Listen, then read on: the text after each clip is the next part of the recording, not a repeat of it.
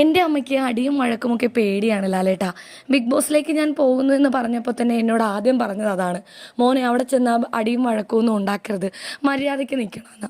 അമ്മ പറഞ്ഞതനുസരിച്ച് ഞാൻ ആദ്യമൊക്കെ അങ്ങനെ നിന്നു. പക്ഷേ ആദ്യത്തെ ദിവസം തന്നെ 9 നോമിനേഷനും അതുപോലെ മണ്ടൻ പട്ടവുമാണ് എനിക്ക് കിട്ടിയത്. ഈ കാര്യങ്ങളെല്ലാം കഴിഞ്ഞ ദിവസം ലാലേട്ടൻ ഒരു ഗ്രാഫ് വരച്ച് നിങ്ങളുടെ തുടക്കം മുതൽ ഇപ്പോൾ വരെയുള്ള ആ ഒരു ഗ്രോത്ത് കാണിക്കൂ എന്ന് പറഞ്ഞപ്പോഴാണ് ജിൻഡോ വ്യക്തമാക്കിയത്. അതിൽ പിന്നെ ഞാൻ ആ ചായയുടെ പ്രശ്നമൊക്കെ മനഃപൂർവ്വം ഉണ്ടാക്കിയതാണ്. അമ്മ പറഞ്ഞതുപോലെ ഞാനിവിടെ നിന്നാൽ ഞാൻ പെട്ടെന്ന് ഔട്ടായി പോകും, ഇവിടെ അങ്ങനെയൊന്നും നല്ല കുട്ടി ചമഞ്ഞ് നിന്നിട്ട് കാര്യമില്ല എന്ന് എനിക്ക് അപ്പോഴേ മനസ്സിലായി. അതുകൊണ്ടാണ് ആ നിസ്സാരമായ ചായയുടെ പ്രശ്നമൊക്കെ ഞാൻ വലുതാക്കി കാണിച്ച് പിടിച്ച് കയറാൻ നോക്കിയത്. സ്ക്രീൻ സ്പേസ് കിട്ടണമെങ്കിലും ഇവിടെ പിടിച്ച് നിൽക്കണമെങ്കിലും അത് അത്യാവശ്യമാണെന്ന് എനിക്ക് മനസ്സിലായി. അമ്മ പറഞ്ഞ ആ കാര്യമൊക്കെ മാറ്റിവെച്ച് ഞാൻ കളിച്ചത് കൊണ്ടാണ് ഞാനിപ്പോൾ ഇവിടെ നിൽക്കുന്നത്.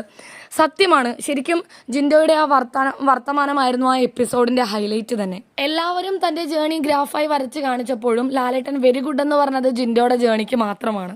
ശരിക്കും ബിഗ് ബോസ് എന്ന ഗെയിം എന്താണെന്ന് മനസ്സിലാക്കി ജനങ്ങൾക്ക് വേണ്ടത് കൊടുക്കാൻ തുടക്കം മുതൽ ഇപ്പോൾ വരെ ജിൻഡോ ശ്രമിച്ചിട്ടുണ്ട്.